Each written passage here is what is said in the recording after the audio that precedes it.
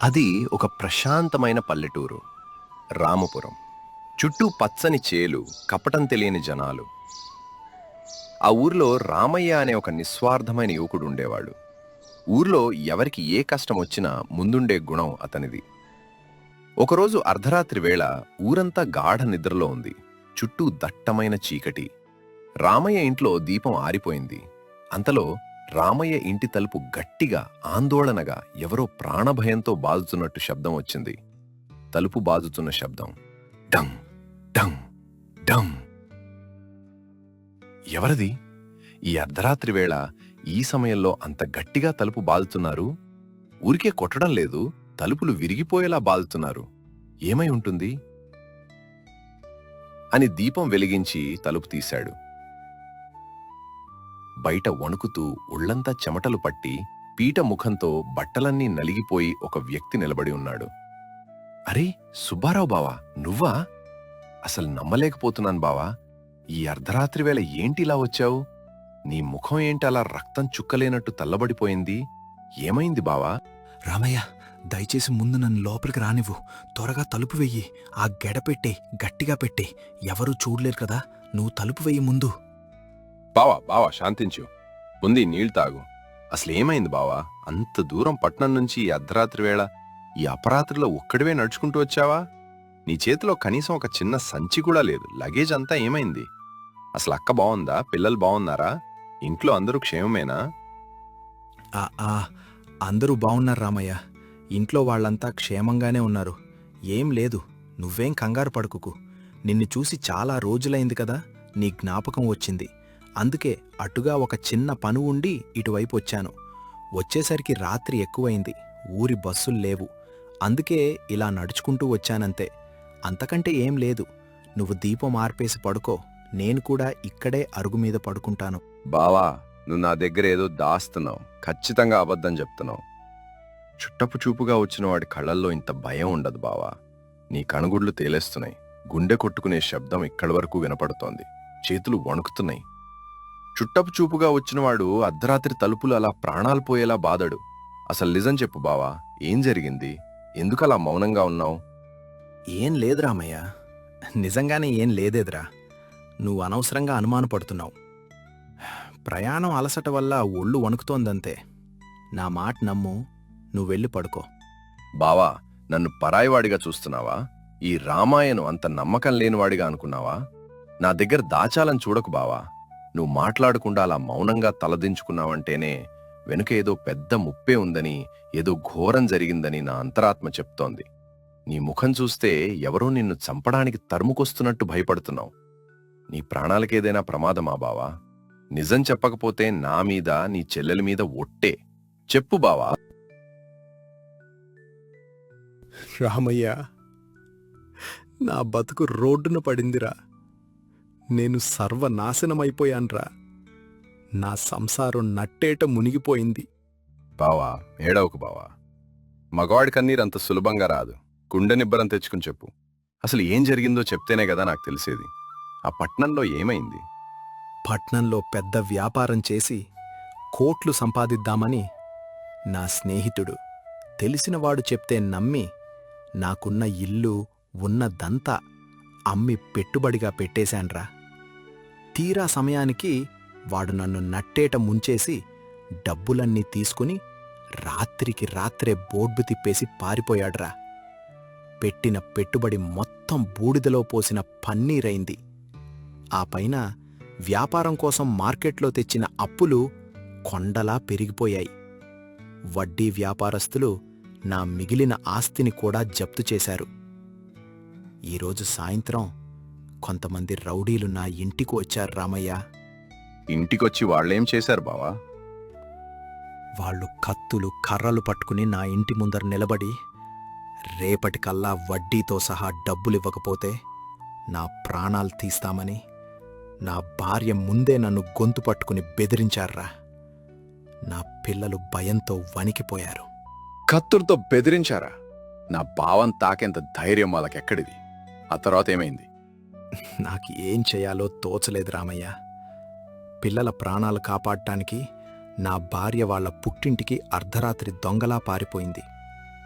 నేను ఆ అప్పుల వాళ్ళ కంట పడకుండా, ప్రాణ భయంతో రోడ్డు మీద రాకుండా, పొలాల గట్ల వెంబడి నడుచుకుంటూ, అడవి దారిలో ముళ్ళు గుచ్చుకుంటున్నా లెక్క చేయకుండా పారిపోయి ఇక్కడికొచ్చాన్రా. నా దగ్గరిప్పుడు జేబులో నయా పైసా లేదు. నన్ను చంపేస్తారు రామయ్య. రేపు పొద్దున వాళ్ళు నన్ను వెతుక్కుంటూ ఇక్కడికొచ్చినా ఆశ్చర్యం లేదు. నన్ను చంపేస్తారా. బావా, కళ్ళు తుడుచుకో. నువ్వున్నది ఎక్కడో కాదు, రానది ఎక్కడో కాదు, రామపురం ఊరిలో ఈ రామయ్య ఇంట్లో. ఈ రామయ్య ప్రాణాలతో ఉన్నంతకాలం నీ తల వెండ్రుక కూడా ఎవడూ తాకలేడు. వాడు ఎంతటి రౌడీ అయినా సరే. ఈ రాత్రికి నువ్వు ఏ ఆలోచన లేకుండా ప్రశాంతంగా కళ్ళు మూసుకో. రేపు పొద్దున ఆ అప్పుల కథ ఏంటో, ఆ రౌడీల సంగతేంటో నేను చూసుకుంటాను. రామయ్య మాటిస్తున్నాడు, నీ ప్రాణాలకు నా ప్రాణం అడ్డేస్తాను. ఆ రాత్రి సుబ్బారావు ఏడుస్తూనే నిద్రపోయాడు. కాని రామయ్యకు మాత్రం కంటి మీద కునుకులేదు. తన చుట్టానికి వచ్చిన కష్టం చూసి అతని రక్తం మరిగిపోయింది. ఏంటోయ్ రామయ్య, పొద్దు పొద్దున్నే కాకముందే ఊరి జనాలనంతా అత్యవసరంగా రచ్చబండ దగ్గరకు పిలిచావు. ఊర్లో ఏమైనా దొంగతనం జరిగిందా, లేక ఏమైనా పంచాయితీ ఉందా? అసలు విషయం చెప్పు. ఈ పక్కనున్నాయనెవరు? ముఖం అలా పీటలపాడు చేసుకుని నిలబడ్డాడు. లింగయ్య తాత, పెద్దలారా, నా రామపురం గ్రామస్తులారా, మన ఊరి మీద, మన జనం మీద నమ్మకంతో ఒక్క ప్రాణం ఆశ్రయం కోరి రాత్రి మన పొలిమేరల్లోకొచ్చింది ఈయన సుబ్బారావు. నాకు దూరపు బంధువు. పట్నంలో పెద్ద వ్యాపారం చేసి నమ్మినవాడి చేతిలో మోచేతిలో మోసపోయి సర్వస్వం కోల్పోయాడు. ఇప్పుడు అప్పుల వాళ్ళు కత్తులు పట్టుకుని వీడి ప్రాణాలు తీస్తామని కుక్కల్లా తరుముతున్నారు. వాడు ప్రాణభయంతో మన ఊరికొచ్చాడు తాత. ఊరు జనంలో ఒక్కసారిగా గసగసాలు, పెద్ద శబ్దాలు మొదలయ్యాయి. అయ్యో పాపం, ఎంత కష్టం వచ్చింది! కత్తులా? పట్నం రౌడీలా? పట్నం వాళ్ళింతే, నమ్మించి గొంతుకొస్తారు అని మాట్లాడుకోసాగారు. అయితే మళ్ళీ ఏం చేయమంటావు రామయ్య? వాళ్ళ గొడవలేదో వాళ్ళు పట్టణంలో చూసుకోవాలి, కానీ మన పల్లెటూరు జనాలకి మన ఊరికి దీనికి ఏం సంబంధం? రేపు పొద్దున రౌడీలు కత్తులు పట్టుకుని మన ఊరికొస్తే మన ఊరు ప్రశాంతత పాడైపోతుంది కదా. సంబంధం ఉంది రాము అన్న. మనిషి కష్టాల్లో ఉన్నప్పుడు ఆదుకోవడమే కదా మన పల్లెటూరి గుణం.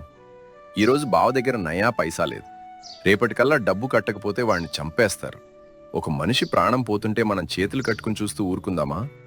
మన రామపురం ఊరి పొలిమేర దాటి వచ్చిన ఏ ఒక్కడు సాయం లేక ఆకలితో వెనక్కి వెళ్ళకూడదు తాత. అది మన ఊరి చరిత్ర.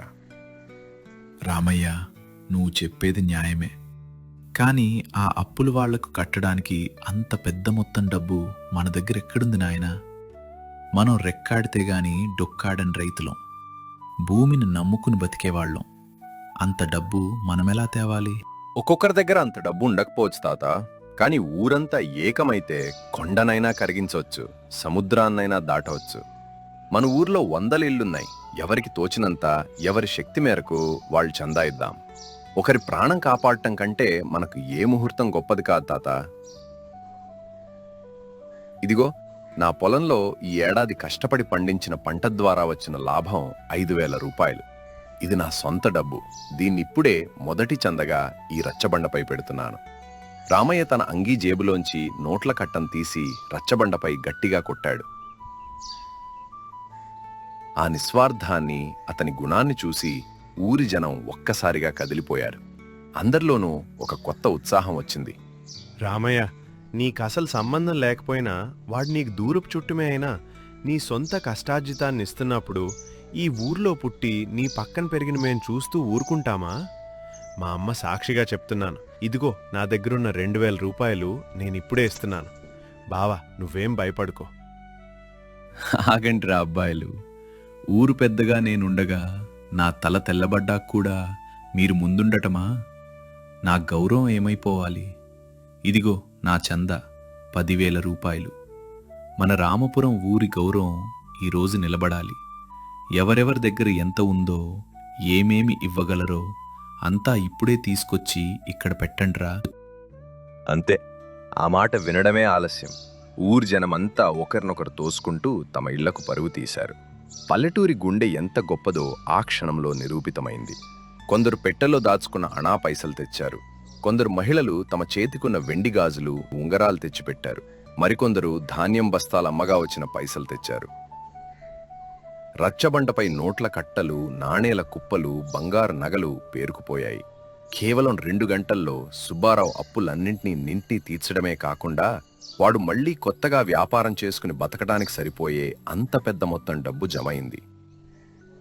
తీసుకో బావా, ఇది కేవలం కాగితపు ముక్కల డబ్బు కాదు. మన రామపురం ఊరి జనాల గుండెల్లో ఉన్న ప్రేమ, నీపై ఉన్న నమ్మకం. ఈ డబ్బు తీసుకుని ధైర్యంగా వెళ్ళు.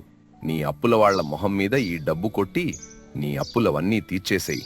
నీ పిల్లాం పిల్లలను గౌరవంగా రాజాలాగా నీ ఇంటికి తెచ్చుకో. ఈ రామయ్య చుట్టం ఎవరికీ తలవంచకూడదు. ధైర్యంగా తల ఎత్తుకుని బతుకు బావా. పెద్దలారా, అన్నలారా, తల్లులారా, పట్నంలో నాతో రోజు తిని నా డబ్బుతో విలాసాలు చేసి నా వల్ల లాభపడిన నా సొంత స్నేహితులే నన్ను ముంచేసి నేను చావడానికి కారణమయ్యారు. నన్ను రోడ్డును పడేశారు. కానీ అసలు నా ముఖం కూడా తెలియని నన్ను, నేను ఎవరో తెలియకపోయినా కేవలం ఈ రామయ్య మాట మీద నమ్మి మీ కష్టార్జితాన్ని, మీ పిల్లల కోసం దాచుకున్న డబ్బును నా ప్రాణం కాపాడటానికిచ్చారు. మీరంతా మనుషులు కాదురా, సాక్షాత్తు ఆ భగవంతుడే మిమ్మల్ని నా కోసం పంపించాడు. మీరంతా దేవుళ్ళురా. బావా, చాలిక ఏడవకు. పట్నంలో అద్దాల మేడలుందొచ్చు, కోట్లుందొచ్చు, కానీ మన పల్లెటూరులో మాత్రమే ఇలాంటి కల్మషం లేని ప్రాణం, మనుషుల పట్ల ఆదరణ ఉంటుంది. ఆశ్రయం కోరి వస్తే ప్రాణమిచ్చే గుణం మన పల్లెటూరిది. రామయ్య, ఆ రోజు అర్ధరాత్రి వేళ నా ముఖంలోని భయాన్ని, నా మౌనాన్ని చూసి నువ్వు నన్ను గట్టిగా నిలదీయకపోతే నేను నిజం చెప్పేవాడిని కాదురా. భయంతో ఎక్కడో చచ్చిపోయేవాడిని. ఈపాటికి నా శవం ఎక్కడో కాల్వలో తేలేదిరా. నా జీవితాంతం నీకు, ఈ ఊరి ప్రజలకు రుణం తీర్చుకోలేను. జన్మ జన్మలకు ఈ ఊరి పచ్చదనాన్ని మర్చిపోలేను. చేతులెత్తి మొక్కుతున్నాన్రా రామయ్య. సుబ్బారావు గుండె నిండా కొండంత ధైర్యంతో, కళ్ళ నిండా కృతజ్ఞతతో ఊరి ప్రజలందరికీ వీడ్కోలు పలుకుతూ తన సొంత ఇళ్లకు ప్రయాణమయ్యాడు. ఆ రోజు రామపురం ఊరి గాలిలో ఒక అద్భుతమైన మాట మారుమ్రోగింది. డబ్బునోడు పట్నంలో అహంకారంతో బతకవచ్చు, కానీ కష్టాల్లో ఉన్నోడు మాత్రం పల్లెటూరి గుండెల్లోనే ప్రాణాలతో బతకగలడు.